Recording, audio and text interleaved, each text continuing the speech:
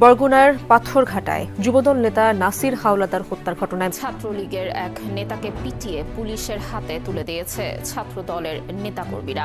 বুধবার দুপুরে ছাত্রদলের প্রতিষ্ঠা বার্ষিকীর অনুষ্ঠান থেকে ফেরার পথে কালমেঘা ইউনিয়নের সড়কের ওপর ৮ নম্বর ওয়ার্ড যুবদলের সদস্য নাসিরকে কুপিয়ে ফেলে রেখে যাওয়া হয়। নাশকতা ও অস্থিতিশীল পরিস্থিতি তৈরিতে উস্কানিদাতা ছাত্রলীগ সভাপতি সাদ্দাম হোসেনকে গ্রেপ্তার করেছে জেলা পুলিশ। রাতে কেন্দুয়া উপজেলার 18 বাড়ি এলাকা থেকে গ্রেপ্তার করা হয়। বরগুনার পাথরঘাটায় ছাত্রদলের প্রতিষ্ঠা বার্ষিকীর অনুষ্ঠান থেকে ফেরার পথে যুবদলের এক নেতাকে পায়ের রক কেটে হত্যা করা হয়েছে। পাথরঘাটায় যুব দল কর্মীকে কুপিয়ে হত্যা, 2 ছাত্রলীগ কর্মীর বাড়িতে আগুন। এখানে দেখা যাচ্ছে যে নিষিদ্ধ ঘোষিত ছাত্রলীগ এবং যুবলীগ, আওয়ামী লীগের নেতাকর্মীরা বিভিন্ন জায়গায় পালিয়ে থেকে তারা এখন সংগঠিত হচ্ছে এবং চূড়ান্ত হামলা চালাচ্ছে বিএনপির উপরে। বিএনপি, যুবদল, ছাত্রদল তাদের উপর। বরগুনার পাথরঘাটায় যুবদল নেতার সাথে আসলে কি ঘটেছে এবং নেপথ্যে কারা থাকতে পারে? বরগুনার পাথরঘাটায় বিএনপির যুব দলের নেতাকে রক কেটে হত্যা করেছে তৃতীয় পক্ষ, যাতে করে বিএনপি এবং জামাতের মধ্যে ব্যাপকভাবে দূরত্ব এবং ফাটল তৈরি হয়। সেই উদ্দেশ্যেই, কারণ আপনারা জানেন যে বেশ কয়েকদিন ধরে বিএনপির নেতা রুহুল কবির রিজভী সাহেবের কিছু বক্তব্যকে কেন্দ্র করে বিএনপি এবং জামাতের মধ্যে দূরত্ব তৈরি হচ্ছিল এবং রাজনৈতিক এক অস্থিরতা তৈরি হয়ে গিয়েছিল। এবং এই তৃতীয় পক্ষ এই রাজনৈতিক অস্থিরতার সুযোগের সন্ধানেই এতদিন অপেক্ষায় ছিল এবং ঘাপটি মেরেছিল, এবং এই সুযোগটা তারা পেয়েই কিন্তু বিএনপি জামাতের মধ্যে ব্যাপকভাবে সংঘাত এবং ফাটল ও দূরত্ব তৈরি করার উদ্দেশ্যেই এই ঘটনা ঘটিয়েছে। যদিও ইতিমধ্যেই এলাকাবাসী হত্যাকারীকে গণধোলাই দিয়ে পুলিশের হাতে, প্রশাসনের হাতে তুলে দিয়েছে। সেটার কিছু অংশ ভিডিওর শুরুতে শিরোনামে আপনারা দেখে এসেছেন, বিস্তারিত দেখবেন পুরো ভিডিও জুড়ে। এই বিষয়গুলো দেখার পূর্বে আপনাদের একটা অনুরোধ করব, যারা আমাদের চ্যানেলে নতুন আসছেন চ্যানেলটি সাবস্ক্রাইব করে অল ক্লিক করে বেল আইকনটি চালু করে দিবেন, তাহলে নিত্য নতুন পরিবেশন করা আলোচিত সংবাদগুলো অটোমেটিকভাবে আপনারা পেয়ে যাবেন। দর্শক, চলুন আমরা দেখব যে এই বরগুনা পাথরঘাটায় যে যুবদল নেতার রক কেটে তাকে একেবারে হত্যা করা হয়েছে এবং এর পিছনে মূলত কারা জড়িত সেটা আমরা দেখব। তার পূর্বে আমরা একটু দেখে আসি যে এটা মূলত যে এই ঘটনা যে ঘটিয়েছে, কি উদ্দেশ্যে এই ঘটনাটা ঘটিয়েছে সেই বিষয়ে আমরা কিছু তথ্য আগে দেখে এরপর বিষয়টা দেখব। ধৈর্য ধরে একটা লাইক দিয়ে ভিডিওটি দেখতে থাকুন এবং আপনার মতামত কমেন্টে লিখতে থাকুন। বরগুনার পাথরঘাটায় যুবদল নেতার সাথে আসলে কি ঘটেছে এবং নেপথ্যে কারা থাকতে পারে, এই বিষয়টা আলোচনা করব। এটা নিয়ে রাজনীতিতে এখন তোলপাড়। এবং পাথরঘাটা উপজেলা শিবিরের সভাপতি, ছোট একটা ছেলে, তার সাথে বিএনপির লোকজন যে আচরণ করেছে, তাকে মারধর করে গুরুতর আহত করেছে, আমরা তীব্র নিন্দা প্রতিবাদ জানাব। দর্শক, খবর পাথরঘাটায় যুবদল নেতাকে রক কেটে হত্যা, শিবির সভাপতিকে মারধর। দেখেন, আমি প্রথমেই পাথরঘাটায় যুবদল নেতাকে হত্যা বা তার হতাহতের ঘটনায় শোক প্রকাশ করছি এবং যারা এই ঘটনার সাথে জড়িত তাদের দৃষ্টান্তমূলক শাস্তি দাবি করছি এবং তাদের গ্রেপ্তার দাবি করছি, তাতে সে যে দলেরই হোক না কেন। জামাত শিবিরের বিরুদ্ধে আমাদের চাইতে ভালো সমালোচনা কেউ করতে পারে না। জামাত শিবিরের লোকজন অপকর্ম করলে আমরা কি তাদেরকে প্রশ্রয় দেই? নেভার। আমিরে জামাত ভুল করলে, ভুল কাজ করলে বা ভুল কথা বললে আমরা ছাড় দেই? 1 ইঞ্চিও নয়। আমিরে জামাত যদি একটু বিচ্যুতিমূলক কথা বলেন, আমরা কঠিন প্রতিবাদ করি। আমরা কোনো অন্যায়কারীকে প্রশ্রয় দেই না, দিব না। আমরা নিরপেক্ষ কথা বলি, সত্যের পক্ষে, ন্যায়ের পক্ষে, অন্যায়ের বিরুদ্ধে। কিন্তু আমি প্রথমেই যে প্রশ্ন তুলতে চাই, যুবদল নেতাকে হত্যা করা হয়েছে, সেখানে পাথরঘাটা উপজেলা শিবির সভাপতির কোনো সম্পৃক্ততা বিএনপির লোকজনও বলছে না। আর উপজেলা পর্যায়ে শিবির সভাপতি হয় অল্প বয়সী ছেলেরা, যে মাদ্রাসায় পড়ে অথবা অনার্সে 2nd ইয়ার 3rd ইয়ারে পড়ে।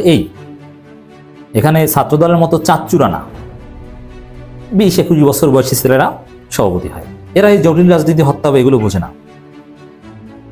আর ঠিক আছে, তারপরও এই পাথরঘাটা উপজেলা শিবির সভাপতিকে যদি সন্দেহ করত, সন্দেহের বশবর্তী হয়ে জনগণ যদি, মানে জনগণ তো না, বিএনপির লোকজন যদি মারধর করতো, একটু মেনে না যায়। যাকে সন্দেহই করছে না, যার সাথে এই ঘটনার কোনো সম্পৃক্ততার কথা কেউ বলছে না। জাস্ট উপজেলা শিবিরের সভাপতি এই কারণে তাকে গুরুতর আহত করেছে, মারধর করেছে। এটা অমানবিক। এখানে অনেক প্রশ্নের উদ্ভব হয়। প্রথমে যে কথা বলতে চাই যে জামাত শিবিরের লোকজন যুবদল নেতাকে হত্যা করবে এই সাহস অ্যাটলিস্ট বরগুনায় জামাত শিবিরের লোকজনের নেই। বৃহত্তর বরিশালে জামাত শিবির দুর্বল। এটা যদি কুমিল্লা, রাজশাহী কিংবা বগুড়ায় বলতেন, দিনাজপুর উত্তরাঞ্চল যেখানে সাতক্ষীরা, যে না জামাত বিএনপি সমান সমান, একটা কথা হতো। এখানে পাওয়ার পলিটিক্সের দিক থেকে জামাত শিবির কিছুই না। ছোট ছোট ছেলেরা শিবির করে, মাদ্রাসায় পড়ে, ওরা এইসব মারামারি বা এইসব এগুলো ভয় পায়, এগুলোর সাথে ওদের মানে এইসব পাওয়ার পলিটিক্স কি ওরা বুঝেই না। অথচ নিরীহ শিবির সভাপতিকে মারধর করা হলো, এটা অন্যায়, এর বিচার হতে হবে। এবার আসি, দেখেন বিএনপি নেতাকে হত্যা করা হয়েছে, এরকম ঘটনা আমরা অনেক দেখছি। রাজশাহী বিশ্ববিদ্যালয় শিবিরের সাবেক সভাপতি সালেহির কথা মনে আছে না, যে তাকে গ্রেপ্তার করা হলো, রিমান্ড, সব পত্রিকায় ঢালাও রিপোর্ট যে শিবিরই এই কাজ করেছে। দেখা গেল যে না, এটা অন্য ঘটনা, শিবিরের কোনো সম্পৃক্ততা নেই। সেই কক্সবাজারের রামুতে বৌদ্ধ মন্দিরে হামলা, আরো বিভিন্ন জায়গায় সাম্প্রদায়িক হামলা, এই সব জামাত শিবিরের কাজ। জামাত শিবির অমুককে ধরো, তমুককে ধরো, এই জামাত শিবিরের লোকজন শত শত জেলে যায়। কিন্তু দিন শেষে দেখা যায় যে আসলে ঘটনা অন্য জায়গায়, দুই গ্রুপের দ্বন্দ্ব বা ইত্যাদি ইত্যাদি। যেহেতু বিএনপির অন্তর্কন্দল মারাত্মক, যেহেতু তারা দেশব্যাপী মারামারি করছে, 5 আগস্টের পর এখন থেকে প্রায় 25 জন বিএনপির নেতা বিএনপির অন্য গ্রুপ হত্যা করেছে। অতএব প্রথমে সন্দেহ করতে হবে যে বিএনপির কোনো নেতাকে যদি কেউ হত্যা করে বা এরকম ঘটনা ঘটে, এটা বিএনপির অন্তর্কন্দল হয়ে থাকতে পারে। এটা একটা থিওরি। পুলিশ যদি এটা তদন্ত করে এবং করবে, আমরা চাই দ্রুত রহস্য উদ্ঘাটন হোক এবং দোষীদের বিচার চাই। পুলিশ তদন্তের ক্ষেত্রেও নিশ্চিতভাবে প্রথমেই মোটিভ হিসাবে এটা ধরে নিবে যে এটা দুই গ্রুপের অন্তর্কন্দলের ফল হয়ে থাকতে পারে। আর যে যুবদল নেতাকে, সেই যুবদল নেতার সাথে জামাত শিবির আলাদা কোনো দ্বন্দ্ব নেই, বরগুনায় জামাত শিবিরের মধ্যে আলাদা কোনো দ্বন্দ্ব নেই, কিছু না। এবং দেখেন ঘটনা ঘটেছে, বিএনপির লোকজন তাদের মিছিলের স্লোগান, জামাত শিবিরের লোকজনের উপর হামলা বা এগুলো করছে। এখন এতে তো আরো সন্দেহ হয় যে নিজেরা ঘটনা ঘটিয়ে ধামাচাপা দেওয়ার জন্য, অথবা এক গ্রুপ আরেক গ্রুপকে বিরুদ্ধে ঘটনা ঘটিয়ে ধামাচাপা দেওয়ার জন্য সে আওয়ামী স্টাইলে জামাত শিবিরকে দায়ী করছে। আপনি তদন্ত ছাড়া বা বিনা যুক্তিতে এটা কেন বলছেন? বরগুনার পাথরঘাটা ছাত্রদলের প্রতিষ্ঠাবার্ষিকী অনুষ্ঠান শেষ করে ফেরার পথে নাসির হাওলাদার নামে এক যুবদল নেতাকে পায়ের রক কেটে হত্যা করেছে দুর্বৃত্তরা। এখন এই রিপোর্টের উদ্দেশ্য আমরা দেখেন, মারামারিতে বা হত্যা করেছে, পায়ের রক কাটলে যে নিহত হয় বিষয়টা এরকম না। মানে ঘটনাটা কিভাবে শিবির ট্যাগ দেয়া বা শিবিরীয় করার, মানে এটা হতে পারে যে বিএনপির দুই গ্রুপে দ্বন্দ্ব, সেই দুই গ্রুপের দ্বন্দ্ব এক গ্রুপ আরেক গ্রুপকে ঘায়েল করার জন্য হত্যা করে রকটা কেটেছে যাতে শিবিরকে ট্যাগটা দেওয়া যায়। এটা এগুলোই ভারতীয় ন্যারেটিভ এভাবেই তৈরি হয়। এটা গভীর ষড়যন্ত্র হতে পারে জামাত শিবিরের বিরুদ্ধে। তবে হত্যাকাণ্ডের বিচার আমরা চাই, রহস্য উদ্ঘাটন চাই। এই ঘটনার জেরে 3টি বসতবাড়িতে অগ্নিসংযোগ ও উপজেলা শিবির সভাপতিকে মারধর করেছে বিএনপির লোকজন। উপজেলার কালমেঘা ইউনিয়ন 8 নম্বর ওয়ার্ডের 70 মিনিটের বাড়ির সামনে ঘটনা ঘটে। খবর পেয়ে ঘটনাস্থল পরিদর্শন করেছে বরগুনার পুলিশ সুপার ইব্রাহিম খলিল। অতিরিক্ত police super Patharghata circle Mohammad Abu সালে বিষয়টি নিশ্চিত করেছেন পাথরঘাটা থানার ভারপ্রাপ্ত কর্মকর্তা ওসি মোহাম্মদ মেহেদী হাসান। যেহেতু নাসির হাওলাদার পাথরঘাটা পৌর এলাকার 9 নম্বর ওয়ার্ডের শাহজাহান হাওলাদারের ছেলে এবং ওয়ার্ড যুবদলের সদস্য, অন্তর্কন্দল থেকে থাকতে পারে। প্রত্যক্ষদর্শীরা জানান, আনসার মোল্লা জানান, বুধবার দুপুরে বাড়ির সামনে চিৎকার শুনে ঘটনাস্থলে গিয়ে দেখি নাসির রাস্তায় রক্তাক্ত অবস্থা পড়ে, তাকে দ্রুত উদ্ধার করে উপজেলা স্বাস্থ্য কেন্দ্রে নিয়ে গেলে চিকিৎসক মৃত্যু ঘোষণা করেন। তেমনি ওই সময় ঘটনাস্থল থেকে রাব্বি, ইব্রাহিম ও হাসান মোটরসাইকেল করে দ্রুত পালিয়ে যান। রাব্বির হাতে একটি রামদা ছিল, এর আগে একাধিক মোটরসাইকেল দ্রুত চলে যায়। মানে এটা ধারণা, এখন রাব্বি বা ওরা হত্যা, এটা পুলিশ তদন্ত করে বের করবে, এটা এখন পর্যন্ত প্রুফ না। অথচ তাদের বাড়িঘর হামলা করে দেওয়া হলো। এরকম ঘটনা এরকম যে দেখেছে অমুক তমুক, নিশ্চিত জামাত শিবির করেছে, দেখা গেল জামাত শিবিরের কোনো সম্পৃক্ততা নেই, আওয়ামী লীগ নিজেরা করেছে। দর্শক, রাজনৈতিক হানাহানি বন্ধ হয়নি। আজকে খুবই দুর্ভাগ্যজনক একটি ঘটনা ঘটেছে। পাথরঘাটায় যুব দল কর্মীকে কুপিয়ে হত্যা, 2 ছাত্রলীগ কর্মীর বাড়িতে আগুন। এখানে দেখা যাচ্ছে যে নিষিদ্ধ ঘোষিত ছাত্রলীগ এবং যুবলীগ, আওয়ামী লীগের নেতাকর্মীরা বিভিন্ন জায়গায় পালিয়ে থেকে তারা এখন সংগঠিত হচ্ছে এবং চোরাগত হামলা চালাচ্ছে বিএনপির উপরে। বিএনপি, যুবদল, ছাত্রদল তাদের উপর এবং বিভিন্ন জায়গায় হতাহতের ঘটনা কিন্তু ঘটছে। তেমনই একটি ঘটনা ঘটেছে বরগুনার পাথরঘাটায়। সেখানে বলা হচ্ছে মোহাম্মদ নাসির হাওলাদার নামে এক যুবদল কর্মীকে কুপিয়ে হত্যা করা হয়েছে।